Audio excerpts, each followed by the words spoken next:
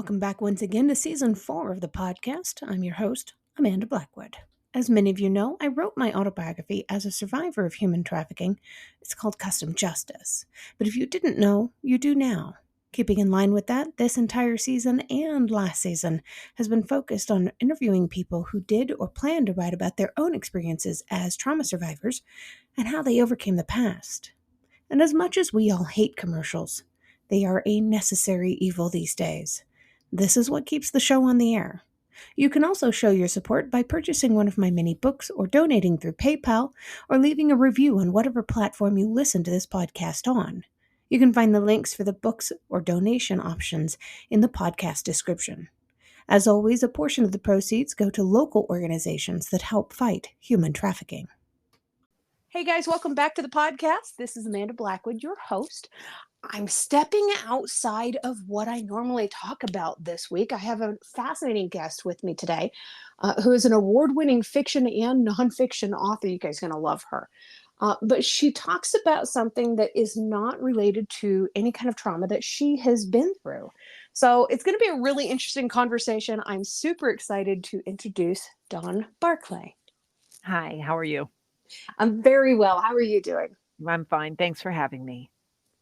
So when I mentioned something about this being outside of my normal realm of what I talk about, can you tell us a little bit about what book that it is that, and this is all pre-recorded, so by the time this plays, it will have already come out. So can you tell me about your new book? Yeah, it's been out since last August, actually. So Oh, it's definitely out. It just actually won a Maxi Award, and it in the self-help and inspirational category. And it also it hasn't been officially announced yet. By the time this runs, it will have been announced that I am received honorable mention in the Books That Make a Difference category from the American Society of Journalists and Authors. So that was a really cool thing as well. The book is called Traveling Different: Vacation Strategies for Parents of the Anxious, the Inflexible, and the Neurodiverse. It is published by Rowman and Littlefield. It came out in August of 2022. fantastic. How did you get into writing this? I know that you worked for your parents' travel agency growing up. Is that right? My parents had one of the biggest agencies in Manhattan, and I did work for them. And then I went over and worked for a number of travel trade magazines because I felt that my future was more in writing than in being a travel agent. Though I did come back and I did a lot of marketing for them.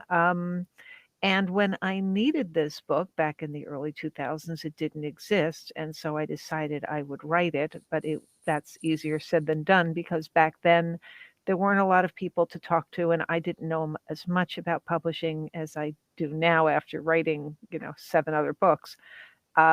So I spoke to Tony Atwood, who's a doctor very well known in ASD, autism spectrum disorder circles. I spoke to Dr. Ellen Lippman, who's very well known in ADHD circles, and then I kind of hit a wall.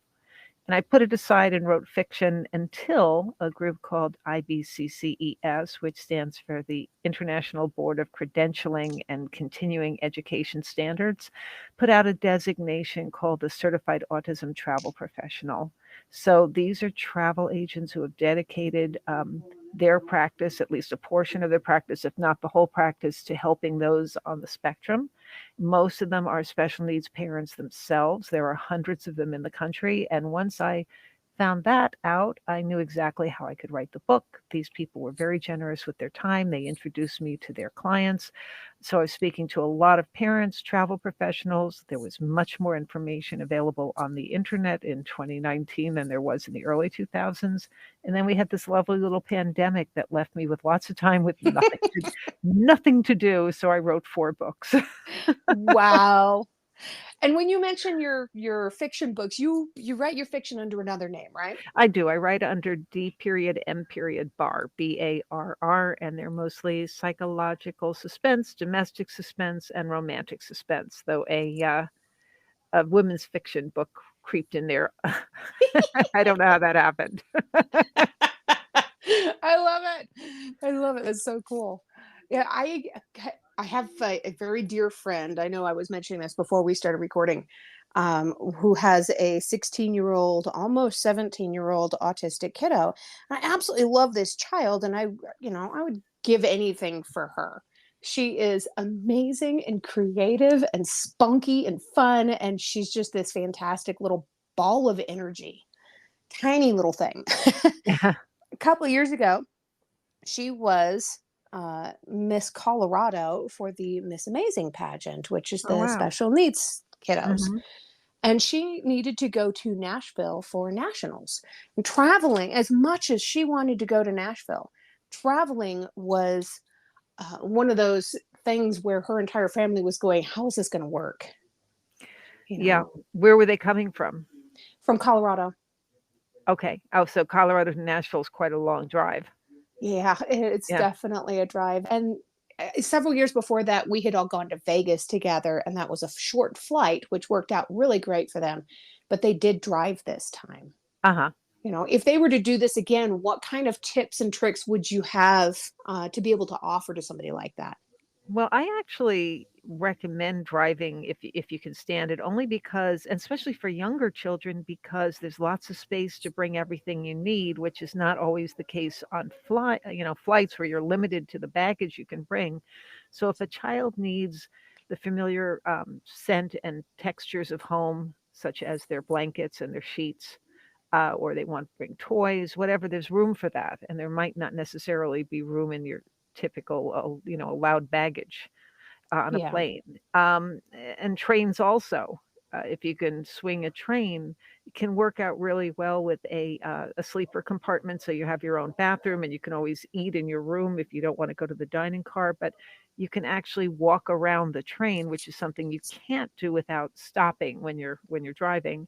And also the parents can spend their time with the child as opposed to focusing on the road. So there's some definite advantages to trains as well, plus very liberal baggage allotment.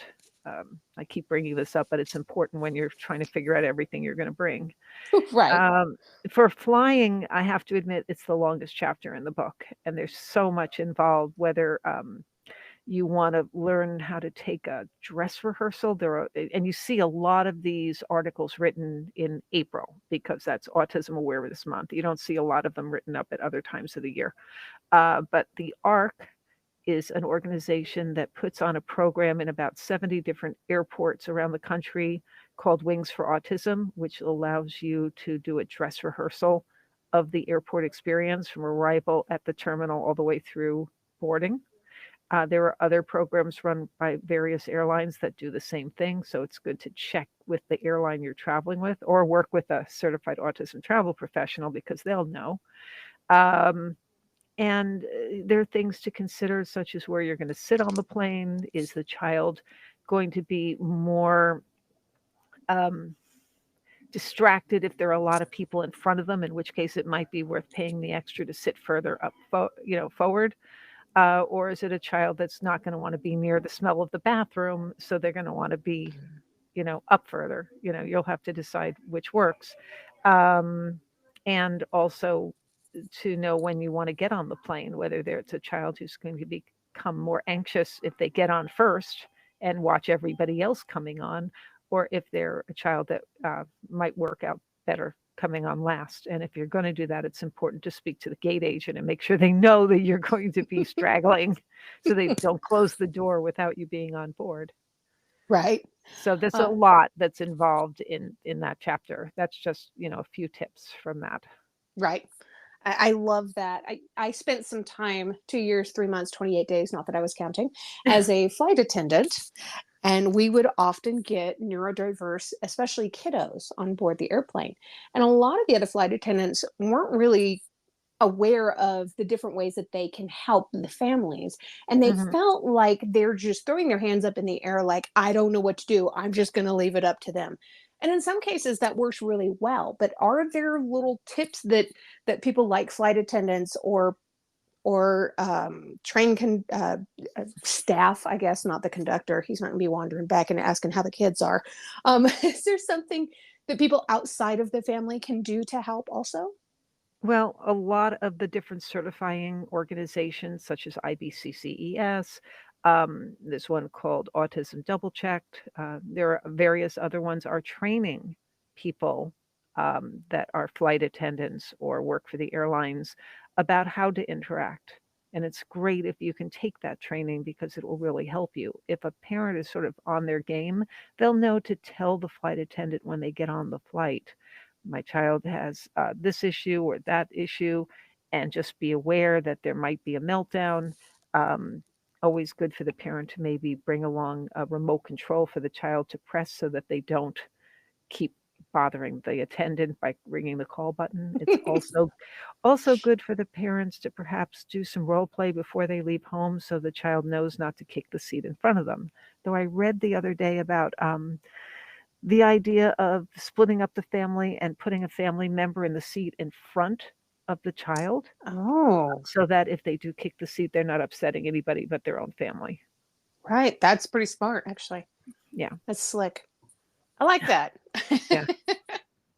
So when you sat down to write this book, you said that it was something that you needed. I'm guessing you were traveling with kids, or were you Uh, helping other people who were? no, I wasn't helping other people who were. I had anxious and inflexible children. I don't really discuss them because they're Okay. adults now, and I don't think it's Right. my place. But I just say that when I needed the book, it didn't exist. That's a good way of covering that, actually. Yeah, You yeah, but know, as I said before we started, this book can help all families because every child, when taken out of their comfort zone, becomes anxious and inflexible. This book is about 75% strategies of how to make a trip predictable, and it's that predictability that will put the child at ease, and because the child is at ease and the parent has prepared, it'll put the parent at ease. very nice. Very nice. And when people are looking for your book, where would they go to find it? If they go to travelingdifferent.com on my website, I have a bunch of different links to Amazon, to Barnes and Noble, to independent bookstores. They're generally everywhere you might buy a book, but they won't be on the shelves. It's something that the bookstore has to order for you. And, if you buy it through Amazon, it's there the next day. So it's available in hardcover, available in Kindle format, and it is an audiobook. If you do go to travelingdifferent.com, my blog contains a lot of information that came out after the book. So it supplements and updates the book. Oh, very nice. And I Yeah. love this book cover. I Thank you. mean, it's absolutely, this is a scene that I think we've all seen in an airport. And for people who don't have the time right now to go and check it out, definitely check it out later. Traveling Different. But it's a little kid that's standing on a little round table in front of those very uncomfortable airport seats, and he's holding up a little airplane up in the sky, looking out over top of the tarmac. And it's adorable. When you look at this child, you have no idea what's going on in this kid's head. You just know that this kid is ready for an adventure. And it's a little different than your typical kid. Yeah. Which is Yeah. I actually I'm a terror when it comes to working with publishers, and I have very hands-on in my covers, so I did pick that picture, and I also picked the fonts, so thank you. And that's true for my fiction books too. They send me a picture, they send me a cover, and I say, "Nope," and then I find the pictures for them, and then we go from there, and I'm very proud of my covers, as well I should be because I'm the one who picked them. That's cool. Not everybody has that freedom to be able to do that unless they're just going through self-publishing. Yeah, I pick my publishers based on the fact of what I need. If they are not gonna let me have a say in my covers, I'm just not submitting to them. I'm very picky with who I work with. That's cool. Yeah. Do you have any kind of tips for somebody who's looking to do something like that, who wants to get their books out there and wants to go through a traditional publisher, but also Oh, wants that hint of control? well, I think you have to research your publishers. Now you do that there are a number of different ways you can research a publisher. You can, um, check them out through either, Writers Marketplace, although Writers Marketplace costs you about $25 a month. Or you can get something called querytracker.net, and that is free unless you pay $25 a year for the upgraded version. But that lets you search for publishers based on genre and then you can either publishers or agents, and then you can filter down. You can get, for the $25 upgraded version, you can see which people are answering fastest. They're graded by a number of different criteria based on people who have shared feedback, who have worked with them. I really also like places like Absolute Write, and that's Absolute and the word Write, WRITE, Mhm. which is a way that uh, authors can check out the experience of other authors with particular agents or publishers, and you can read all the dirt and you can decide if you really want to work with them. You also have Victoria Strauss, who has Writers Beware, and that's a great website where people complain about the ways that some unsavory publishers might have taken them for a ride, so you know to avoid those publishers. So it's really important to do your homework. I Right. I I one of the things I do when I was picking a publisher before is I'd vet them. I'd vet the covers. If I knew I wanted to go through XYZ, I would pull them up on Amazon, I would look at their covers and see if they popped, because that's the number one thing. You have to have a cover that really attracts attention or no one's gonna buy it. Then I would, get a couple of their books, either, the see inside portion of Amazon, or I'd go and download something free on Kindle Unlimited if it was available, and I'd read, and I would see if the thing was loaded with typos, because you're only getting a publisher for one of three, or for three things really. You're getting them for cover art, you're getting them for editing, and you're getting them for exposure. So if their Mhm. cover art's bad, or their typos show that they're not editing too well, or if they have really, low rankings, like if they're in the millions and they've just come out a few months ago, I'm thinking twice before I'm submitting to them. And that absolutely makes sense. You are so right. If Yeah. they're not doing a good job on their own work, what are you going to expect of them to do on like yours? Yeah, and I do like listening to what other people say about the publishers they're working with. Right. Right. So I think that what you've done is super cool. I think there's a lot of people out there that could get a lot of value from what you've done. And just so people are aware, you hold degrees in psychology and marketing. Yes, I have a dual major. Yeah, so you definitely know what you're talking about here. Thank you.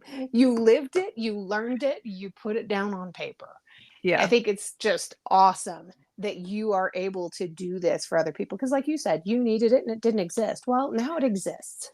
Yes, I really Now hope that it helps people. I really do. I plan on getting a copy of it myself to be able to give to my best friend. Oh, that sounds Um, great.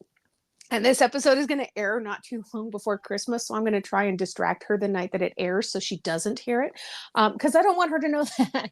But then I'll have her listen to it afterwards, after I give it to her. But Yeah. I think it just is amazing what you've done, and like I said, it's completely outside of what I normally talk to people about on the podcast. But I think this is also super important. Now, people go through this, and like you said, you'll see stuff about neurodiversity, traveling, and hints and tips and that kind of stuff in April. But that's not the only month when people travel with an autistic teen or a child that doesn't want to sit still because they don't have that patience level built up yet. Yeah, and, yeah, you just don't see it in the articles that you do see, and I know because 'cause I've written a number of them, they are not as complete as a 344-page book interviewing over 100 people. So I like to think that this is the ASD travel bible. I think it probably is, and it especially with all those awards and accolades, you're going good places Yay. with this. So what's next for you? Do you have another fiction book coming out? Do you have another nonfiction coming out? I am up every morning at 4:30 writing my next thriller.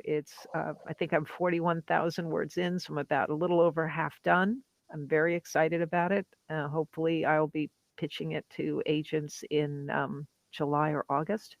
I am waiting on my agent to, she pitched a publisher for my next series of nonfiction books, and so I'm waiting to hear about that. Ooh, big things for Yeah. what is it? DM Bar? Well, yeah, and Dawn Yeah. Barclay. Yeah. We Don both share the Barclay same body. for yes. Don Barclay for the nonfiction Nonfiction, stuff. yes, and DM Bar DM for the Bar for those fiction. thrillers. Yeah, yeah. Yeah. So, looking I, forward to that being finished. I'm going to sink my literal teeth into some of those too, because that's one of my favorite genres. Is just thrillers of all kinds, especially psychological thrillers. Oh, great. With your degree background, oh, I already know it's going to be good. And a couple of them are a little kinky, so just be careful. Okay, thank you for the warning. Yeah. And I'll be posting up all of the links to your social media and your website. But your website is travelingdifferent.com. You're on Twitter, Facebook, Instagram, and LinkedIn. Yeah. And people Yes. can find out more information and follow you on these platforms too, Yeah. right? And the fiction is under dmbar.com. So, take your pick. Awesome. Well, I want both. Oh, good. Have at it. So there's always one last question that I ask people before I let them go. It's my Yeah. favorite question always. And it's, what is one thing that you love about yourself that's not related to your physical appearance? My sense of humor and my love of making people laugh. Oh, that's beautiful. It's Yeah. such a beautiful gift. I imagine you probably incorporate that in your writing pretty frequently too. It's a little snarky and then a little punny too. There are people who wince at some of my puns, but I always like there to be a ribbon of humor running through even my most serious books. Nice. Yeah, Yeah. I think I get along just fine with your writing. Great. Let me know. Thank you so much for joining me today, Dawn. This was awesome. My pleasure. Thanks for having me. Happy Thanksgiving, everyone. I hope you've enjoyed tonight's little escape from the world of trauma and going into the world of travel. Stay tuned next week. I'll have another episode for you. If you've enjoyed tonight's episode, please make sure you check out the episode description. There you'll find links on how you can learn more about this guest, links to connect with them on social media, and how to support the podcast. Remember, I don't get paid to do this. My boss is a bit tight-fisted. I can say that. I work for myself. In short, this show really is all about the guest. If you've enjoyed their interview, please feel free to let them know. You can also tune in to my other podcast, Growth from Darkness, which is co-hosted by a lovely lady from Australia. We talk about what trauma responses are and healthy ways to move beyond the past. For more information, just go to growthfromdarkness.com. You can also follow us on Facebook at facebook.com/growthfromdarkness.